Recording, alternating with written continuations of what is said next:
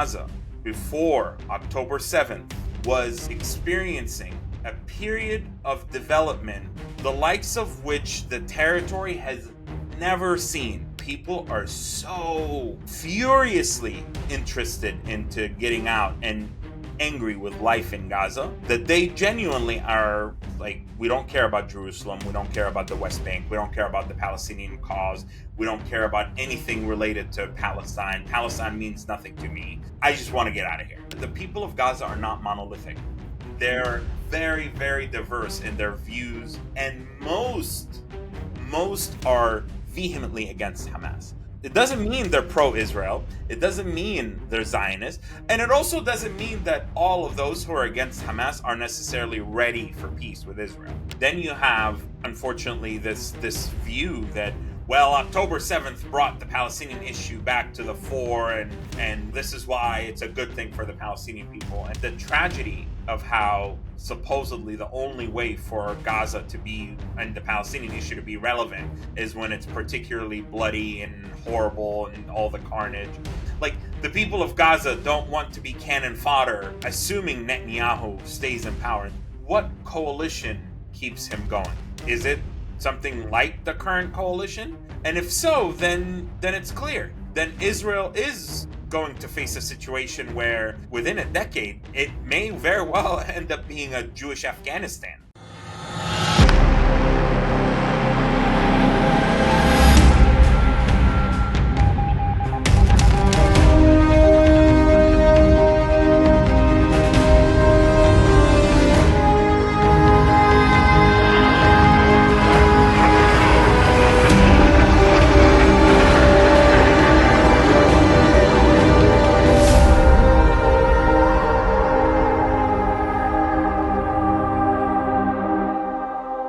Gaza today stands as one of the most devastated places on earth. Entire neighborhoods have been erased. More than 1 million people are displaced. What remains of its infrastructure teeters on the edge of total collapse. Yet beyond the numbers and the rubble lies a deeper crisis, a moral one, about how we see Gaza, what stories we tell about it, and whose voices we choose to hear. In much of the Western discourse, this war is still reduced to two actors, Hamas and Israel, while ordinary Palestinians are portrayed as either powerless or complicit. But the reality, as always, is far more complex and far more human. To help us understand that reality, I'm joined by Ahmed Fouad Alkhatib, a Palestinian-American writer, political analyst, and Gaza native. He's the head of Realign for Palestine, a project of the Atlantic Council, where he serves as a resident senior fellow with its Middle East programs. Ahmed is widely recognized for bridging lived experience with strategic insight, writing extensively on Gaza, the wider Middle East, and the moral and political dilemmas shaping our world. In this conversation, we'll explore what life in Gaza looks like today, how the narratives surrounding it shape global perception, and what a realistic path towards stability and dignity might still look like. Ahmed, thank you very much for joining me on The Voices of War. Thank you for having me. It's a pleasure to speak to you. So Ahmed, before we dive into the current crisis, I'd love to start with your story, because you are from Gaza and still have lots of family there. You've also lost many members of your family in this war alone. So can you tell us a little bit about your life, how those experiences have shaped the way you see the world, and what ultimately led you to your work as a writer and advocate? Well, I've said my story so many times, it's hard to remember where to start. But what I will briefly share is that I'll share 3 milestones, if you will, of my childhood. One is that I experienced the tail end of the Oslo process as well as the second intifada in Gaza. And I like to usually highlight the contrast between the two, because we did have an era where we obtained Palestinian passports. This was the Palestinian Authority coming into the Gaza Strip. I lived in Gaza City up in the north in a family building where each uncle had a floor.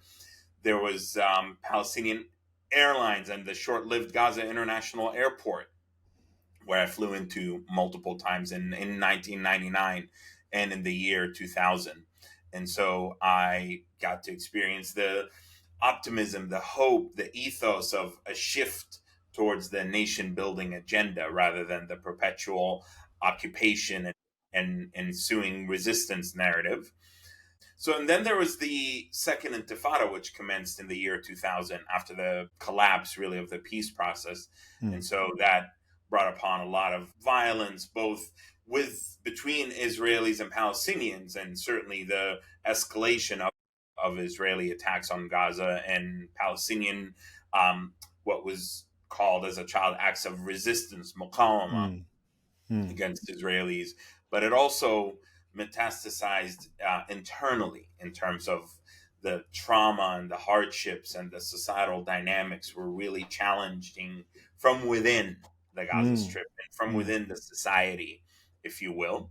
And I certainly saw violence up close, including the year 2001, where I had a very traumatizing near death experience with the loss of two friends of mine who were killed in an Israeli bombing of a police station, and it rendered the concussive wave of the Mm. blast rendered me largely deaf in my left ear. And then was really determined at the time, at the age of 11, to pursue options to go outside of Gaza and just to explore ways in which I could leave. And that happened at the age of 15, when I was able to obtain a scholarship to come to the United States as an exchange student for a year, live with a host family, with the idea of going back to Gaza once the program finished. Mm. And I attempted to do so in 2006, but I was stuck at the Egyptian Gaza border, unable to cross in after Hamas carried out an attack that abducted an Israeli soldier, Gilad Mm. Shalit,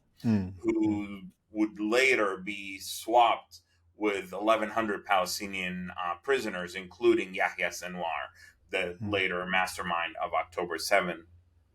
And so, thanks to the support of peace activists and human rights activists, I returned to the United States. I finished high school, college. I applied for political asylum, which I received, and ultimately became a citizen 11 years ago. What's noteworthy is that my asylum interview took place on June 14th, 2007, which is the very day that Hamas violently took over the Gaza Strip. So I was the Mm. first of a wave of Palestinians who obtained political asylum because of Hamas's control over the Gaza Strip, Mm. and forcible takeover. And I'll just This is briefly against say Fatah. precisely this was so Hamas, the 2005 withdrawal of Israeli settlements, Mm. also known as the disengagement, happened. I left 1 month before that occurred. I left in July of 2005. The withdrawal happened in August 2005. Mm. Then there was the 2006 infamous parliamentary elections that Hamas won, and then there was the 2006 summer abduction of Gilad Shalit, and then there Mm. was the 2007 takeover by Hamas. And so that's kind of the 2 year timeline, if you will, in which Gaza's trajectory radically shifted for the worse. And I'll just briefly share that while in the United States, I my family all remained immediate and extended. I have two brothers and two sisters, and my dad was an UNRWA doctor. UNRWA being the controversial UN agency that runs Mm. education, healthcare, a lot of refugee affairs. My mom's a math teacher. I have a brother in Gaza right now still. He runs field operations for a medical NGO, a British medical NGO. I remained in close contact with them. I stayed close to Gaza's affairs through activism, through humanitarian endeavors. I tried to build an internationally run airfield in Gaza 10 Mm. years ago that was Israeli approved with US and international support. And that was really my introduction to radical pragmatism and working with Israelis and working with Palestinians and using intermediaries to talk to Hamas. I even talked to Sinwar, and Mm. this is not a secret. I wrote about this in Newsweek. And so while that was also happening, I developed very robust relations with the Jewish and Israeli community in the diaspora here and across the spectrum, not just the Mm. left, but Mm. people who held different beliefs. I was very intrigued and curious about what folks thought. What is the meaning of Zionism? What is the whole idea of the Jewish return to the land? What is the Jewish ethos?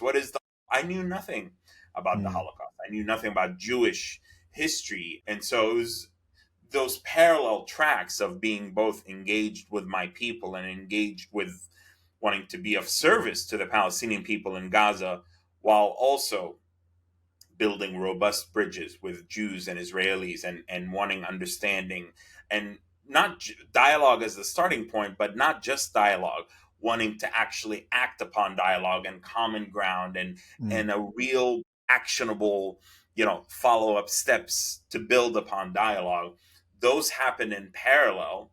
And I thought that was really important in my story to where I'm at today, because it ultimately shaped how I would respond to the horror of October 7th, and how I would choose to shape my both attitudes, my views, my beliefs, my analysis, and how I refused to be entrenched in any camp. And that would have a lasting effect on what was to follow years later. And then the last thing I'll share about my background is that as I was doing a lot of projects on a lot of work the last 8 years before October 7th, I was working in international development, with an organization, a philanthropic and a research organization working in Africa, primarily with global health and poverty alleviation, malaria, neglected tropical diseases. So, and I was more on the operations, finance, and donations side of things. I have a business background in undergrad, but then for my graduate studies, a few months before October 7th, I actually obtained a master's in intelligence and national security, because I was seeking to kind of go in a different direction, if you will, career wise. I've always had an interest in the intersection of national security, diplomacy, and militarism and military affairs, and how they shape complex global geopolitics. That, of course, was all put on hold with October 7th. Well, I mean, I think it's fair to say that we share a lot of similar interests. Again, I don't think I mentioned it in my intro to you, but I was an intelligence officer in the Australian Defence Force for 16 years. So that's also deeply shaped my interests, but also my willingness to kind of scratch below the surface of dominant narratives, which is what most of us live by, is the black and white of war, the black and white of conflict. And as I mentioned before we started recording, I mean, I'm from Bosnia, which is very much, a global stage of competing narratives that deeply impact what happens regionally, but also locally. How has your stance set you apart from other commentators, and also your experience? How much is your personal experience and intimate understanding of Gaza through your own eyes, but also through your broader family links? How has that set you apart from the commentaries of especially other people in the West that are speaking on the topic? Well, and I appreciate you sharing that. When people hear intelligence in an academic sense, they fail to appreciate that it's actually it's a social science. There's a whole methodology to how you go about analysis, and I specialized in both analysis, operations, and analysis, and both are in very different realms. But one of Absolutely. the things that people don't appreciate when they hear intelligence, they just go back to, 1950s notions of a spy at the corner Yes. hiding behind a newspaper. Yes. But what I appreciate most about intelligence is the heavy handed research component of it. You have to research, you have to sift through information, you have to come up with competing hypotheses, you have to use evidence, you have to sometimes make, you know, guesses based on the estimates, but you have to dig through a lot of information. You have to actually link history, link personalities, link psychology, link politics all together. So it's a really fascinating and well developed, in my view, science and arena within academia that most people just don't think about, because they immediately think of the practical application of it Yeah. in the form of intelligence agencies, or in Yes. the form of informants or low level intelligence operatives. And their disruptive effects ultimately. Precisely. But like, for example, like you think about, for the longest time, who is negotiating between Hamas and Israel to achieve the ceasefire deal? It was the head of Mossad, the head of Egyptian intelligence, and the head of Qatari intelligence, and the foreign minister. and why are the intelligence chiefs taking on that role? And then there was Bill Burns of the CIA for quite a few months trying to do so, because the intelligence realm also sits in between the kinetic military component of statecraft as well as diplomacy and the public facing apparatus of nationhood, if you will. They're somewhere in between. And so that's why I pursued it. I share this with intrigue because a lot of folks have unfortunately said, well, this just proves that you're a Mossad agent and you're a plant and you're this and you're that. And to which and I have all of that, all of my intelligence certificates on my LinkedIn. And I'm like, yeah, because a Mossad agent would just readily volunteer all of that information on LinkedIn. It's just these hiding in plain sight, right? precisely. But going back That's to the your narrative. to your question, I mean, there are components of my lived experience and my background that are truly unique in that, I mean, I kind of had a foot in both worlds. And people want to, again, a lot of my detractors want to say that, oh, well, you've been out of Gaza for 20 years and therefore you don't know anything about Gaza, which I would actually argue that my connection and relationship to Gaza has become 50 times stronger as a result of my departure, in the sense that I can have the safety and luxury of having the bird's eye view.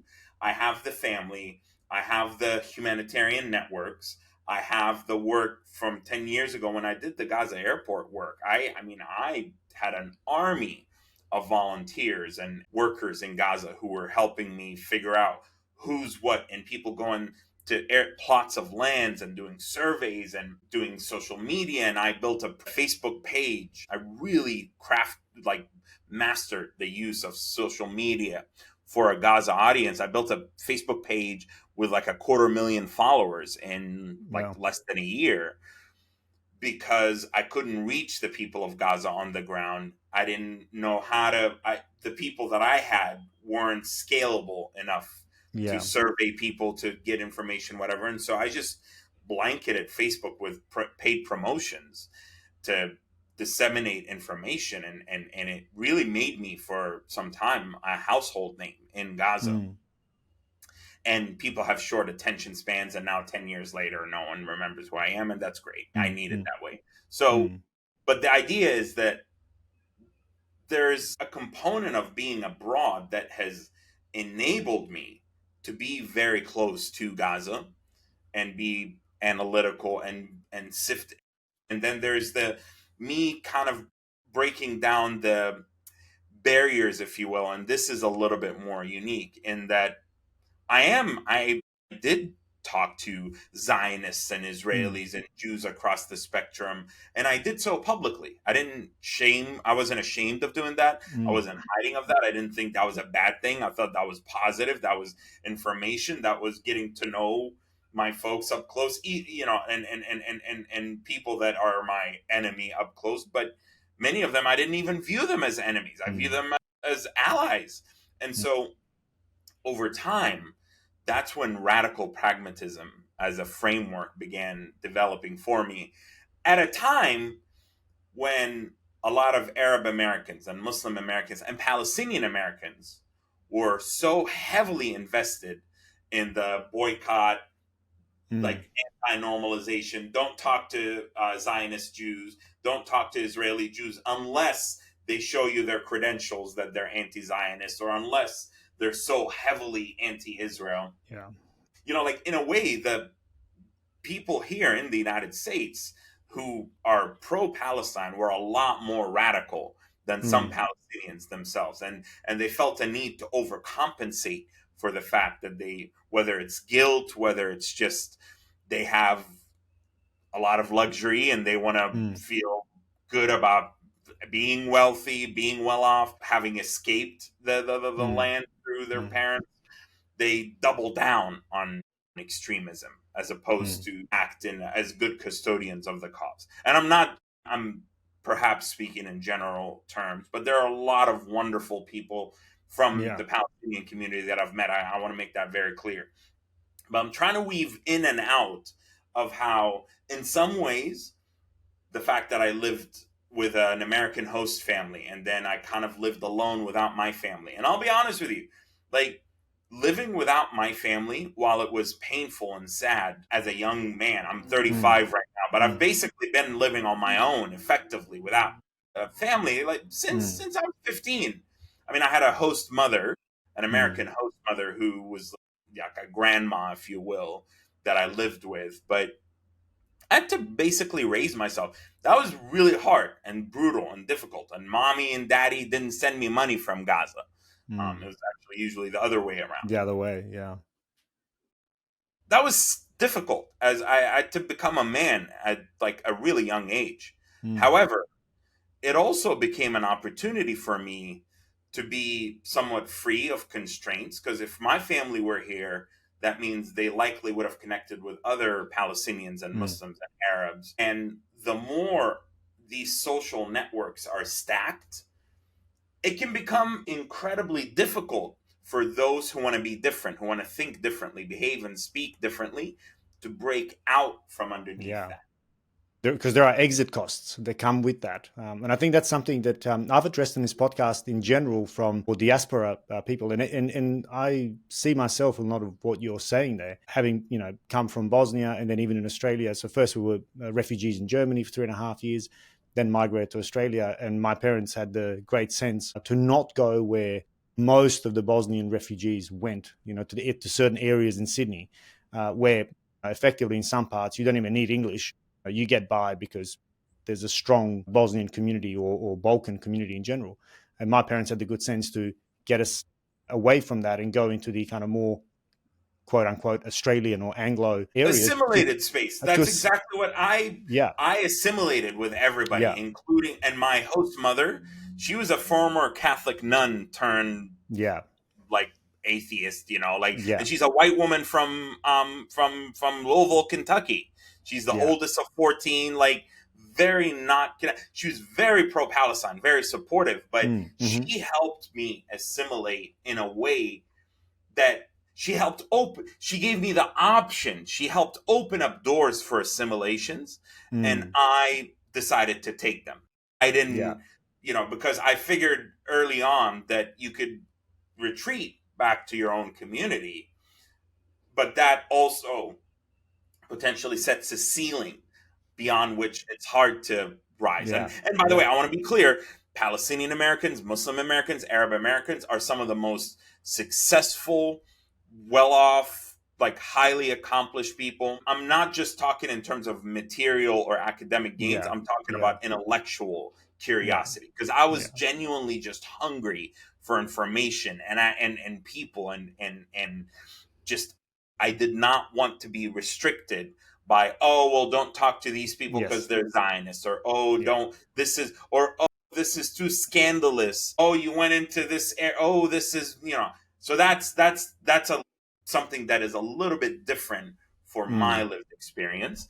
but yeah, but but I want to make, just to close that point, and the other way, or on the other hand, rather, I think there are a lot of components to my story that, while different and unique, they're not particularly compellingly exceptional, yeah, in the sense that I'm trying to say that I champion more than just saying, well, Ahmed's experience was unique and therefore there will never be another Ahmed. What I yeah, try to always put forth is that no, I'm not a unicorn. I'm not alone. I'm not this once in a whatever generation. Like, mm, no, far from it.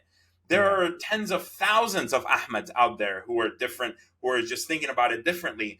It's just that this ultimately comes down to choice, to priorities, and to the willingness to bear the consequences of your mm, actions. mm, Because I have had friends, for example, from October 7th onward, who were somewhat, you can say, weaving in and out of my world. But some of them, they're like, they had to step back. Or some of them, mm, they've succumbed to the anger, or they've yeah, succumbed to the vengeful zeal, or they've mm, succumbed to the communal pressure, or they've just become too afraid and too scared, mm, or they felt that I'm kind of moving the Overton window, that I'm pushing things a little bit too far for their Yeah. comfort. Yeah. Yeah. And so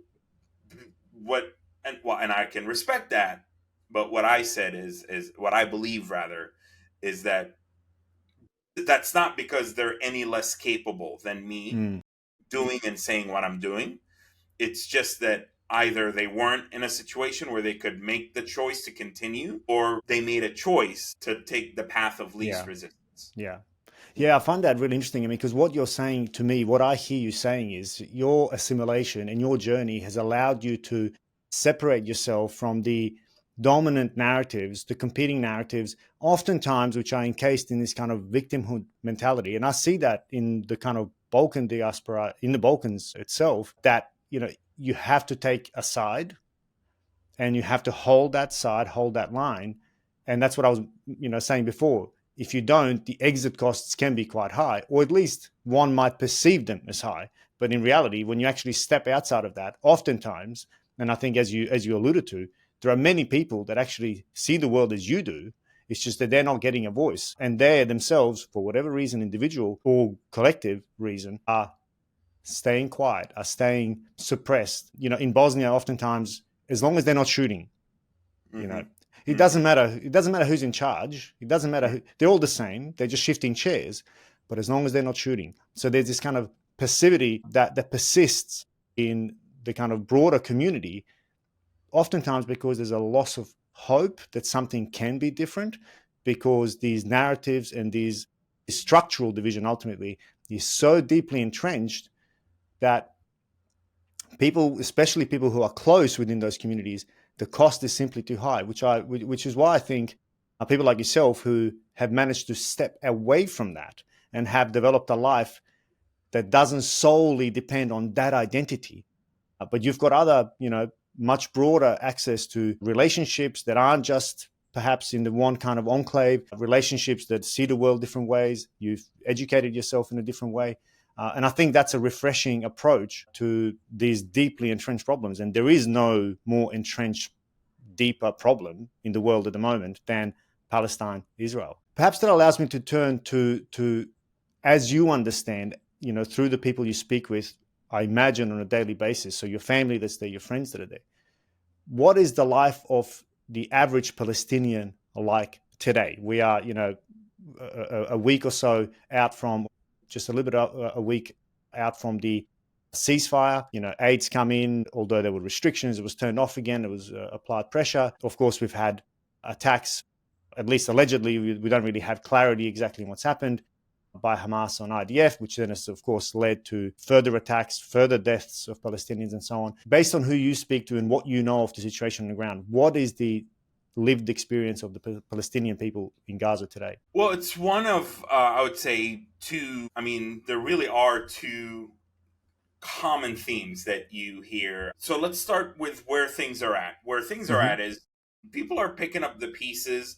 Some people are trying to go back to what remains of their properties. Some people are looking for survivors. They're looking for family members. Some people are trying to access a little bit more aid. Some people are feeling that the return to war is inevitable and they're just trying to use this as an opportunity for a reprieve. Some people are trying to just walk around and not be confined to the area. Some people are trying to keep their heads down and not say too much because Hamas has retaken Gaza. That is Mm. indisputable. Hamas has that. The part of Gaza that is not controlled by the Israeli military, the part that is beyond the so-called yellow line, Yeah. which is a feature of the first phase of the Which, ceasefire. correct me if I'm wrong, that's about 50. The Israelis still hold about 53% or something along those lines. Precisely, Yeah. precisely. And so, and there's just a significant amount of damage and devastation in the areas controlled by Hamas. But we've seen Hamas carry out public executions and trying to reassert its presence in Gaza. And so a lot of people are intimidated by that. I mean, Mm. someone with a gun can take control of an entire market of people who have no guns, that's the starting point. Is and there's different levels. There are people that have a little bit more resources than others. There are people that are intense. There are people that manage to get a job with an international NGO. There are people that manage to rent a place. There are people that manage to build up that tent into something, into a fancy tent. There are people that still are within their homes in Nusayrat and Deir al-Balah in central Gaza, rather. And so there's tiers of where people are at on the spectrum of hardship and suffering, with a very common thread of no running water, no running sewage, no running electricity, trash everywhere. The trauma is just everywhere. The stench is everywhere. The misery, you can see it in people's face. So what that leads us to is basically a two, or let's just say three groups of Gazans right now. The first group only and singularly and exclusively cares about when will the borders open so that they can leave.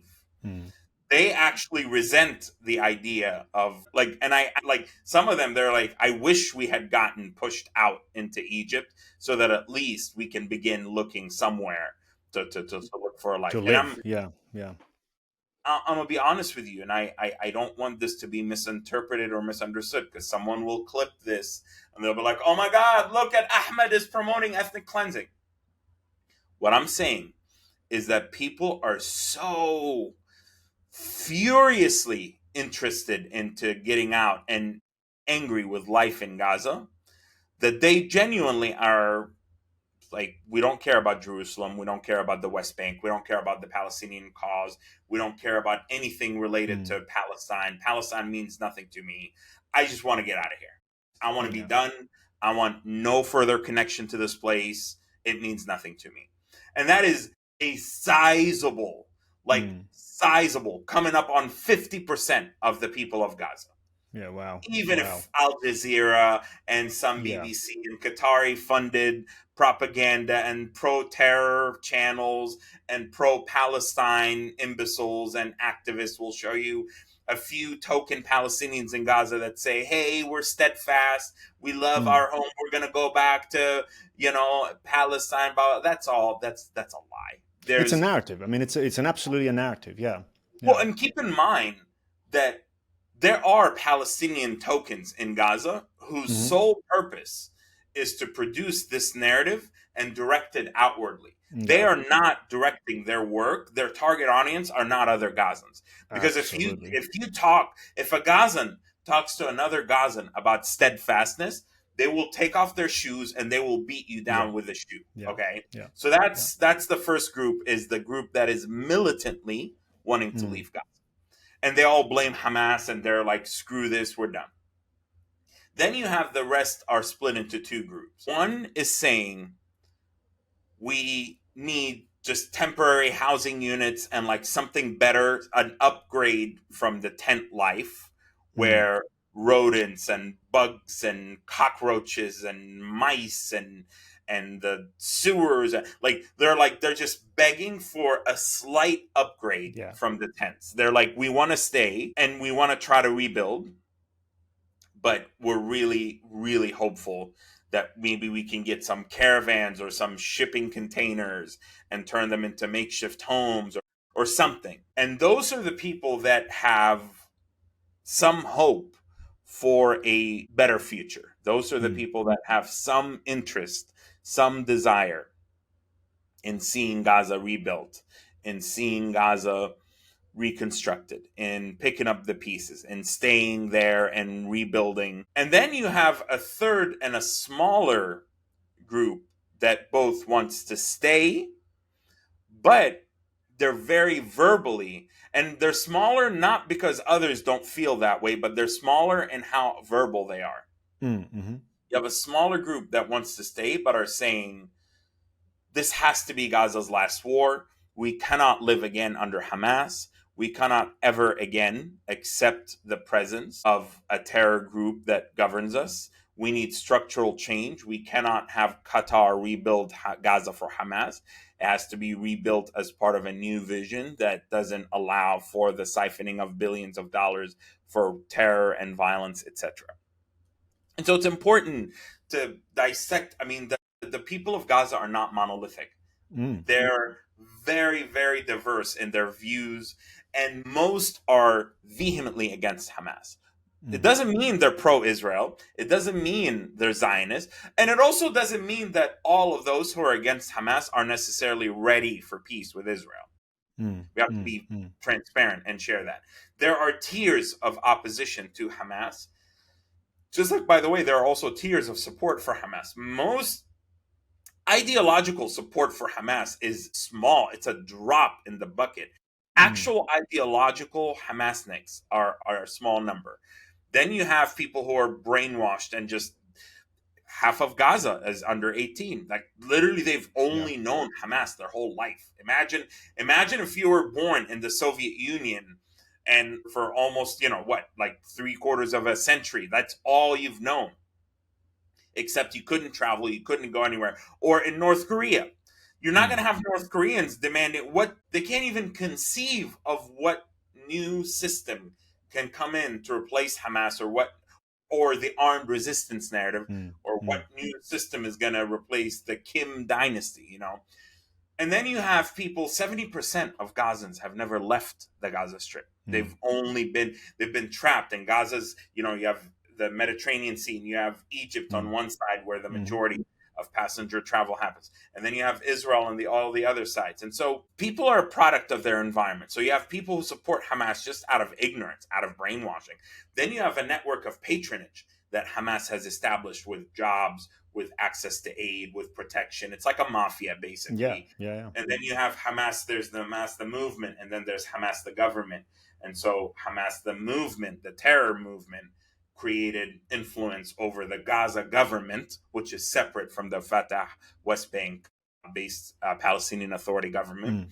So if you wanted jobs, the emir at the mosque had to be in his good graces. If you wanted and the penetration of UNRWA even is all that. So I'm just saying it's very important to understand the tiers of opposition to Hamas and the tiers of support for Hamas in Gaza if we are serious about socially re-engineering and reconstituting Gaza post-war so that we fundamentally change the dynamics to ensure that there's not another war 5-10 years from now.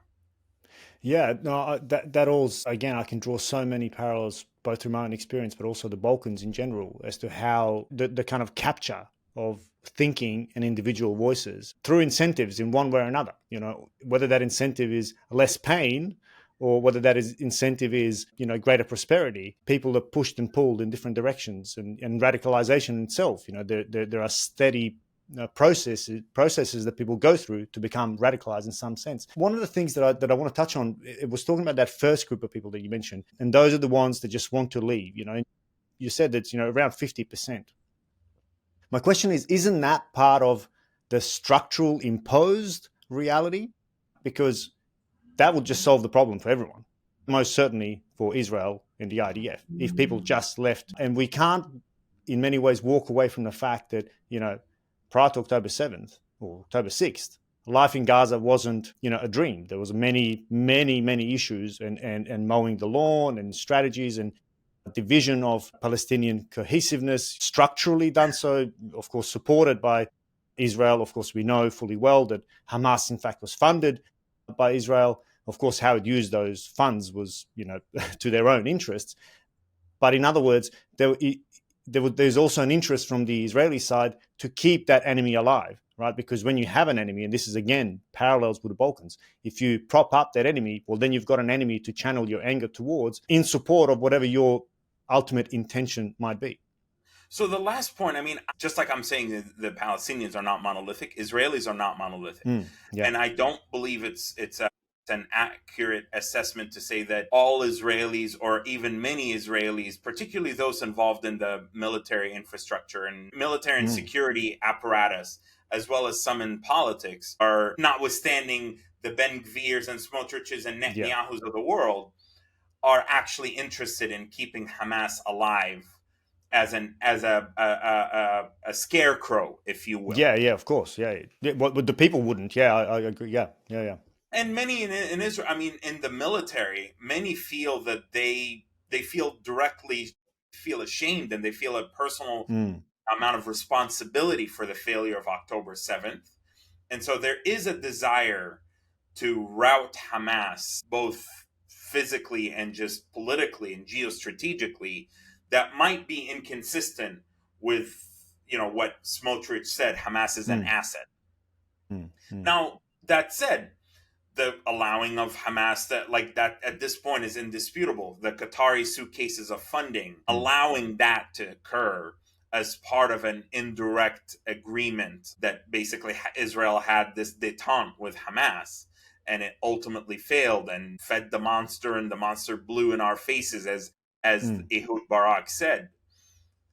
That, I believe, is absolutely valid, and is absolutely something that it should be part of the accountability for the failures of October 7th, which include the lead up period in which Israel did accept Hamas's rule in Gaza, did know about the tunnels, did know about their exercises, did ignore warning signs, did understand the extent of their arsenal, and did intercept some of their plans, only to have those intelligence intercepts be dismissed effectively due to the belief that, well, these are probably just aspirational plans. They're not really going to execute upon them. Which in itself is a huge question mark, is it not? I mean, and I hope that at some point we'll get to understand that better, because to me, knowing what I know of intelligence or what I know of intelligence services in the region, that to me is a really striking, it's surprising, given Well, what I think we've normalcy and confirmation bias. This is for one of my courses in my degree was indications and warnings, and there's just that classic example of the Yom Kippur War, in which the Egyptians moved the Overton window with the regular exercises and maneuvers they would have by the Suez Canal, on the western bank of the Suez Canal. And they started small, and then they would do them regularly, and Israel would mobilize its reserves, and only to find out it's an exercise. And they did it dozens, if not hundreds of times, at different scales. And so that is the classic case of normalcy and confirmation bias setting in. Normalcy in the sense of, we're used to it. Confirmation in that, no, the Egyptians don't have an air force because the Soviets didn't rebuild their air force for them. So therefore, so normalcy in Gaza, in that Hamas did have an indirect security coordination with Israel, going up to the fence on a regular basis. So Hamas's presence near the border and them doing maneuvers, like that was a normalcy bias. But then Hamas with Sinwar and some of his intercepts, the 5-page intercept that allegedly was taken from his brother's bunker, Mohammed Sinwar, in Khan Yunis, when he was assassinated earlier this May. Which showed the whole plan, right? Is that what you're talking about? Well, it showed Sinwar ideating the plan, and this was the handwritten. This was more recent. It was released like 2 weeks ago, and it was handwritten notes by Sinwar, Yahya Sinwar himself, in which he specifically wanted brutality as part of this strategy and wanted it to be filmed to strike the fear in the enemy's heart, etc. But there was a couple of lines, and it was in Arabic, and I read the whole thing in Arabic.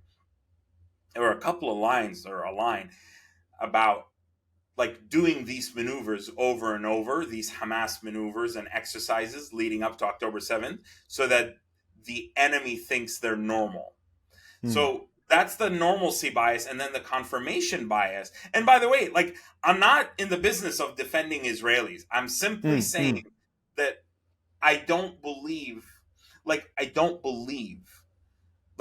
I think a combination of hubris and arrogance and ignorance and moving forces to the West Bank to protect the settlers and Ben Gvir and all of that, and the arrogance of Netanyahu thinking that, oh, well, we're just bribing Hamas. The confirmation bias is, no, we're paying them off.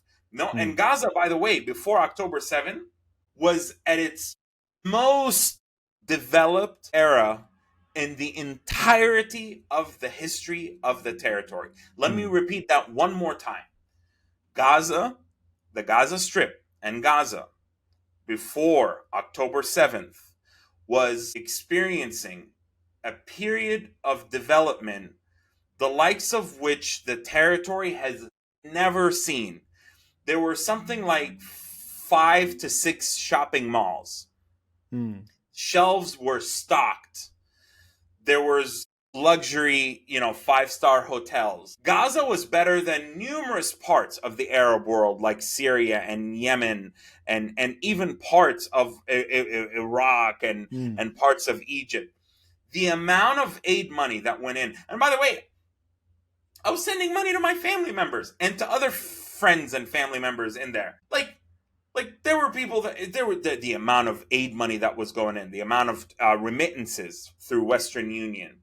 My mom would show me pictures of where they're shopping and where they're going. Now, it is true that 70% of the people of Gaza before October 7th had reliance in some form on aid dependency. But that reliance does not mean this was a North Korean style famine in the 1990s, because aid simply just means you get a bag of flour, and sometimes bag of flour for free is cheaper than a bag of flour for 60 shekels or $20.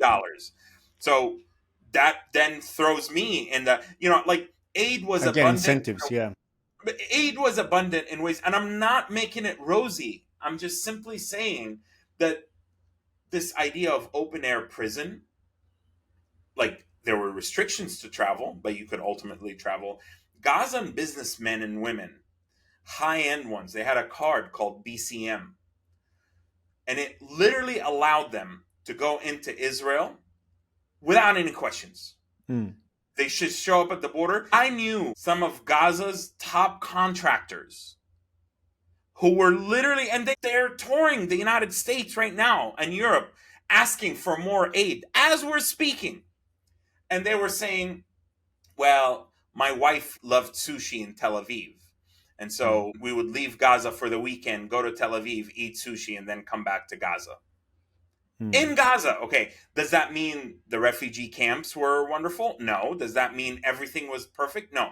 But I refuse this blind, ignorant insistence that Gaza was this regressive. And by the way, that happened in spite of Hamas, not because Hamas did direct it. That was a lot of, there were entrepreneurs, there was Gaza Sky Geeks, there were coders, there were business people that, but then Hamas would siphon off a lot of that money. And Hamas itself, to escape sanctions, it imposed taxes, it invested in leisure business. In order for your contract to get approval from the ministry, you had to fork up some money. So that's really important to highlight. So I refuse this narrative that said Gaza had to be destroyed because of the blockade. And the blockade was elastic. It's not this static thing that just Israel imposed a blockade. It ebbed and flowed. There were times when it first was imposed when, there were calculations of the calories. Yeah. There were really, I would argue, draconian measures of just like how restrictive it was.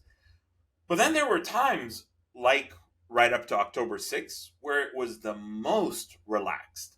Israel basically had a list of dual-use materials. They combated a lot of the smuggling, etc. And the blockade was there only because you had Hamas, a terrorist organization sworn to Israel's destruction, saying that we're going to smuggle weapons. We're going to align with Iran. We're going to build tunnels. We're going to build rockets. And they ultimately proved Israel right. So I'm just saying, like, this blockade narrative, it's not like Israel left in 2005 and just decided to impose a blockade. And I say this, again, not in defense of Israel. I could care less about the Israeli narrative. I say this about, like, how are we going to avoid that mistake in the future? How are we going to learn from 20 years that have been wasted? Tens of billions of dollars, maybe 100 billion plus, were wasted in Gaza. More aid per capita was spent on the Palestinian people in Gaza and elsewhere than any other place on earth. And yet somehow we keep repeating the same regurgitated talking points of oh, the blockade, oh, it was open air prison. They had no choice but to do October 7th. And that's where I want us to learn. I want us to actually take responsibility, not because I'm blaming the victim, but Mm. because I want to empower the victims. I want to empower us Yeah. from the clutches. And my whole thesis is that within the imbalance of power dynamics, with Israel being clearly the superior party and often acting in nefarious ways, there is still Yeah. space for Palestinian Yeah. agency, responsibility, and accountability. Yeah, that's great, because that's a point I actually want to pick up on, because I think I don't want it to be perceived in any way, because I imagine you probably face a lot of criticism, perhaps even from Palestinians themselves and Palestinian diaspora, because it could be misconstrued that you're almost arguing the Israeli narrative, right? That, well, we can't, Palestinians have to free themselves of this, and which certainly in the Western media, that will be perceived, I imagine, and correct me if I'm wrong, as perhaps a betrayal of your own people, which is probably Well, why you've been may I just called a Mossad alter agent. briefly? Yeah, Exactly, yeah, but please. like, Yeah, if please. one plus one equals two, Mm, if an Israeli Zionist, if Netanyahu comes and says it tomorrow, one mm. plus one equals two, do I by default have Yeah, to then disagree with one plus one equals two just because yeah, that's Netanyahu right. said it? Yeah, Do I yeah, then, like, yeah, there are some relatively like clear facts and relatively easily discernible truths that even if Israel says it, it doesn't just, yes, there's Israeli propaganda, there's yeah, Hasbara. yeah, And yes, Israeli propaganda is often embarrassing, and the Israelis are the worst at PR. That's why I'm saying I'm speaking about this from a Palestinian self interested yeah. point of view. Yes, yeah. The reality, nevertheless, is there are things that just because they are argued by Zionists or Israelis, it Mm, doesn't mean that by default they're yeah, they're they're wrong. they're they're Yeah, wrong, or that absolutely. they're not factual. Yeah, So that's yeah, the overly simplistic, and that's where I think, unfortunately, what we're lacking a lot of is we don't lack intellectual intelligence. We need a lot of emotional yes, intelligence to yes, rise above the emotionality of this and to yeah, say it's hard to acknowledge that you're yeah, camp, because this is yeah, like a team sport, right? This is like a yeah, team sport. I support my team no matter what.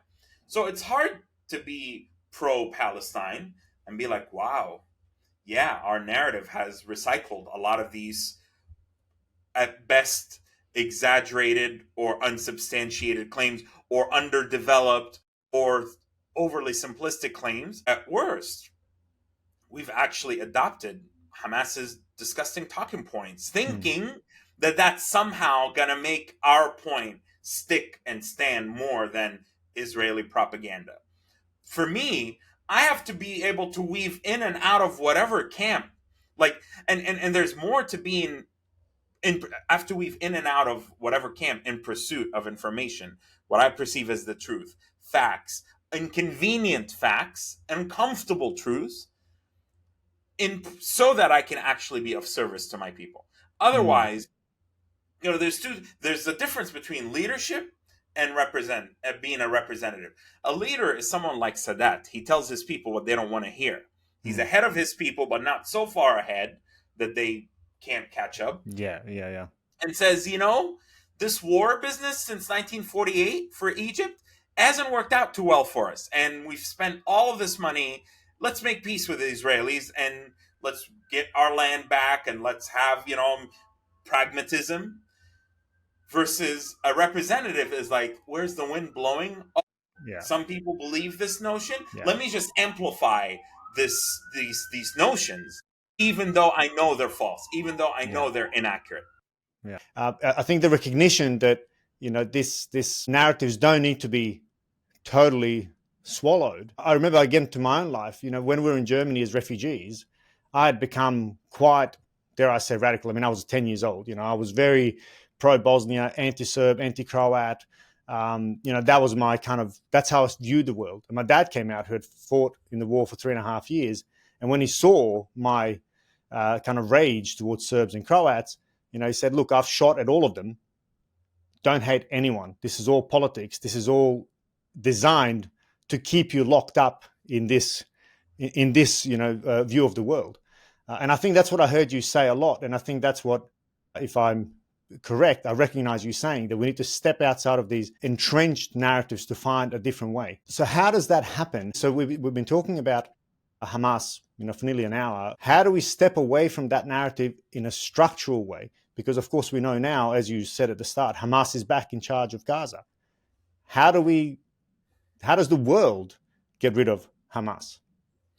Well, and this is the challenge now with you have Hamas back in there, and then you have the Western diaspora, external based pro Palestine movement that have unfortunately adopted a very maximalist set of views that are very difficult. Look, man, look, I mean, I believe that it is the role of the allies of the Palestinian people to help moderate the discourse and walk away from the really the tragic devolution that we've seen since October 7th of normalizing Hamas and normalizing the resistance narrative and promoting that as if it's the true savior of the Palestinian people, not realizing that the more resistance we engage in, the more loss our people are going to face, the more suffering, the more waste, the more missed opportunities.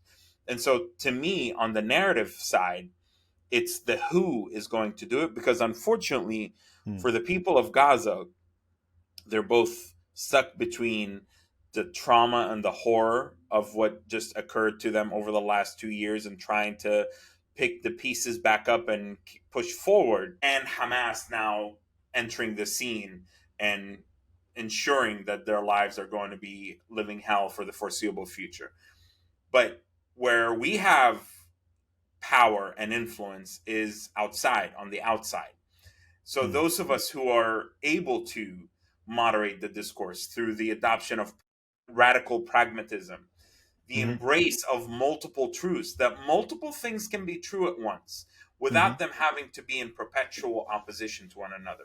Multiple things can be real that affirm Palestinian rights and aspirations and legitimacy and grievances, and the Jewish Israeli people's right to safety and security and belonging and to be free of hatred, anti Semitism, and to not face regular threats at the hands of jihadi terrorists. I think those two things can actually come together, or at best work in parallel, even if some people are never going to embrace Zionists or Zionism, but to simply acknowledge that, just like the Serbs and the Bosniaks, like they're both here to stay. No one is going anywhere. The Jewish people in Israel are here to stay, all 7 million of them. Same with the Palestinian people, who are not going to be pushed out, except if Hamas and other Palestinian terrorists continue to fall into the trap of the fraudulent armed resistance narrative and make life hell and miserable for the Palestinian people, then that's going to automatically get Palestinians to voluntarily leave the Gaza Strip without Israeli interference. And so, to me, as much as we want to talk about the horrendous rhetoric of the Israeli ministers and government that wanted to push Palestinians out and ethnically cleanse them, we need to have just as strong, if not an even more ferocious conversation about what got us here in the first place. Gaza was not perfect before October 7th. Now it is an absolute disaster that is going to exacerbate the disengagement of many Palestinians from this cause and cause them to leave. So then you have the kind of political track as far as, yes, not letting up the pressure on Hamas, not letting up the pressure on the Qataris and the Turks and what they've done in terms of, I'm worried about the recycling of Hamas. I'm worried about the rejuvenation of Hamas under the guise of, well, they're just now going to be part of the new security service and the security mechanism. That's why they're not wearing their uniforms. Or, well, Hamas is actually going to now be part of the future Palestinian technocratic government of consensus. And so there are multiple tracks, but this isn't purely a political issue alone. You can solve a lot of things with politics and policy, but there's a narrative component that has to give way to really normalize the existence and the rightful aspirations of both peoples. And that, for the time being, can only happen in the diaspora. Because also, by the way, a lot of Israelis are extremists. A lot of Israelis are traumatized. A lot of Israelis are disengaged. A lot of Israelis just want this issue to go away and not be bothered by it.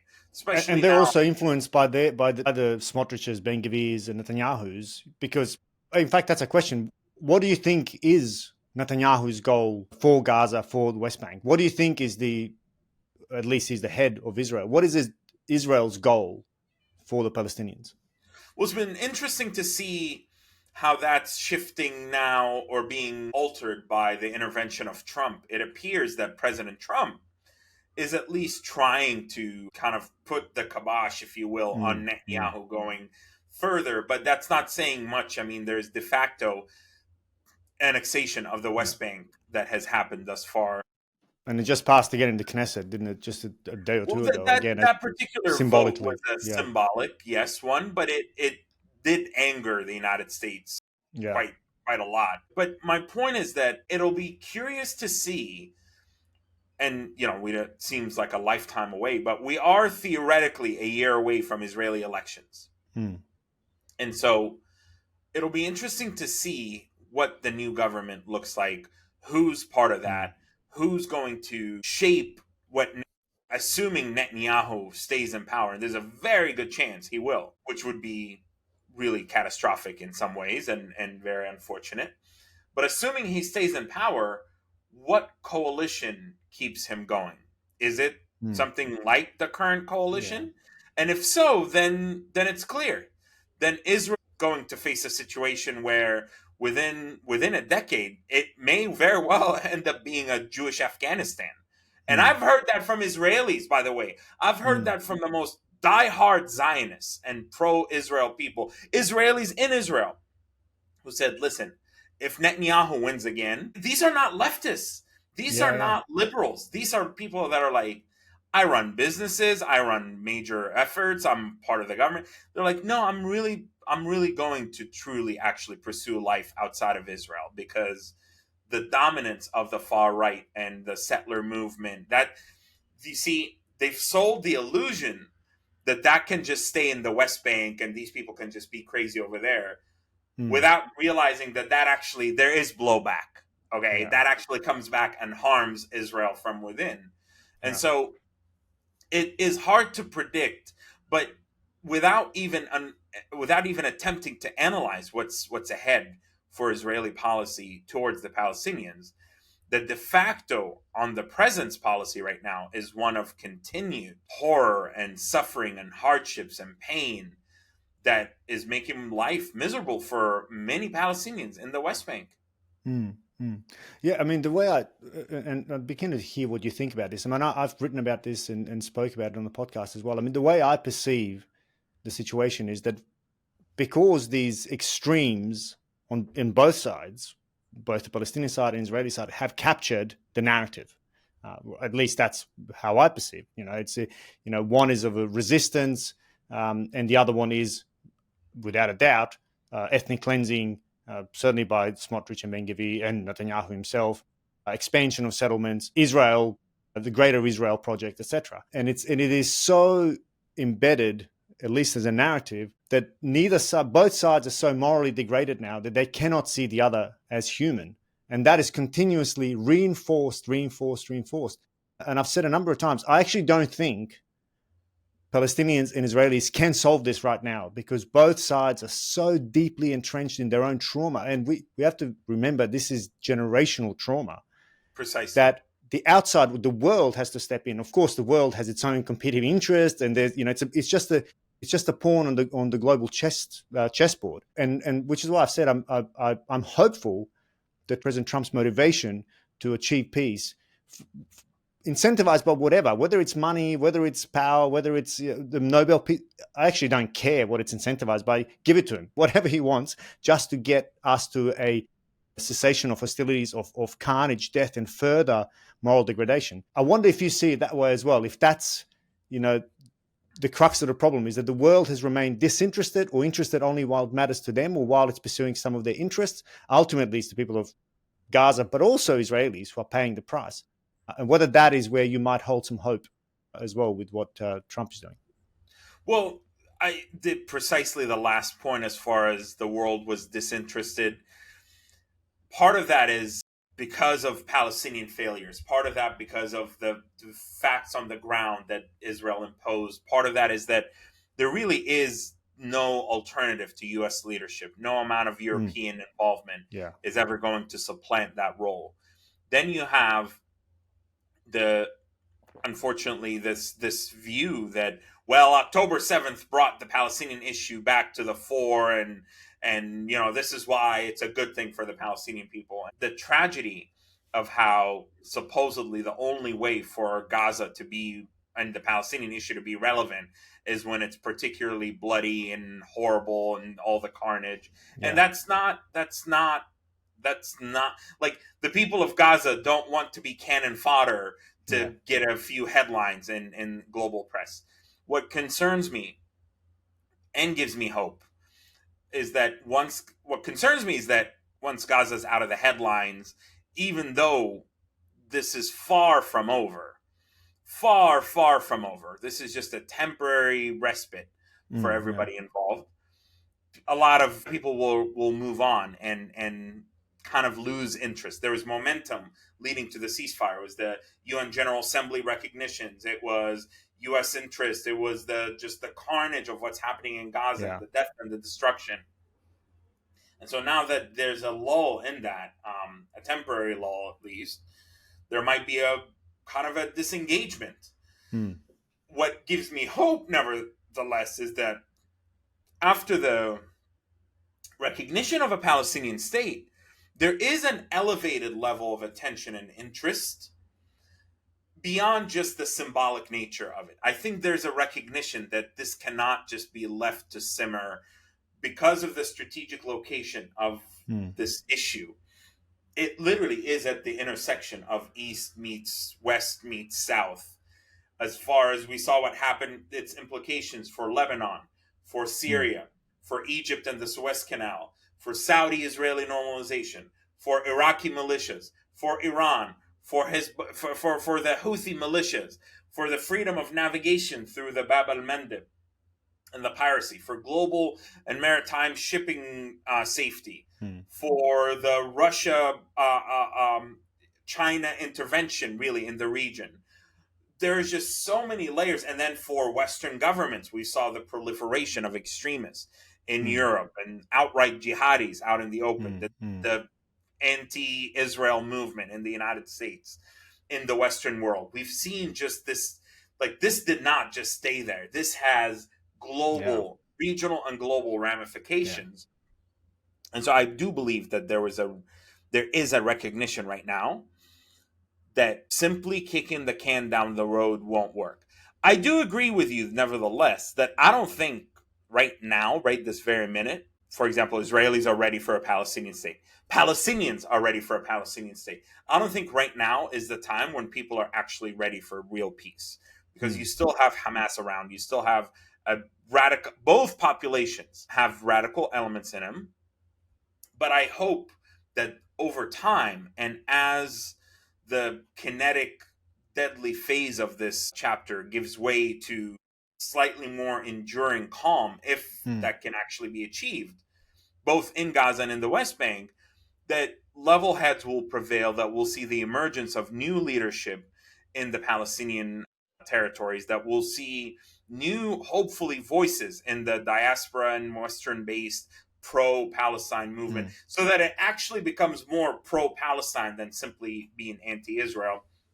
I hope to see Gaza's and this is why I'm doing what I'm doing. If I didn't have hope, I would have stayed home and kept my old job and just walked away from this discourse. That I do believe Gaza can be developed in a really compelling way to make for a better future that can actually become a role model for what effective Palestinian self-governance looks like.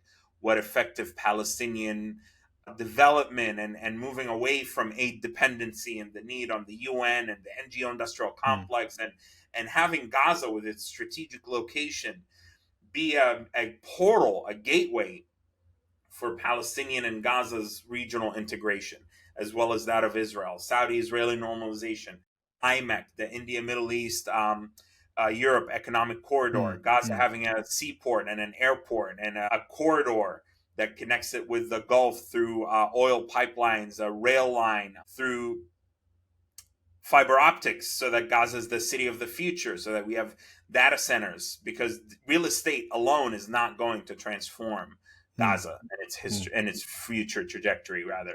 So I have hope. I believe there are enough Palestinians in Gaza who want to be a part of the future, if you will. And we just got to keep paying attention to this issue, lest we fall into the same trap that we fell into before October 7th, which is somehow miraculously leave this up to Netanyahu and Hamas to figure out. Yeah. On that note, Ahmed, I know we've gone a little bit beyond our originally agreed time, so I think we'll leave it there. But I just want to say, firstly, thank you for being this voice that deeply resonates with my view of the world about needing to step away from the radical voices and embracing them holus bolus without actually understanding what the issues are on the ground, and trying to walk the middle ground, which I think both you and I will agree on this, most people actually think like this. Precisely. And actually are reasonable enough to see the nuance that exists there. It's just that we are not given the choice. We're incentivized to be radicalized, to be angry, to scream for whatever algorithmic financial motives, doesn't matter. But that's the world we live in. So I thank you for your advocacy. Of course, you're standing for your people, and I cherish that, and I respect that deeply. And I really look forward to reaching out to you again, because I think there were so many more aspects that I wanted to touch on today, but I think we spent a lot of time on the human dynamics of this conflict, which I appreciated, and look forward to having an opportunity again in the future. Love it, man. Thank you for taking the time, and inshallah we'll cross paths again. Absolutely, inshallah. Thank you so much. Very much. Cheers.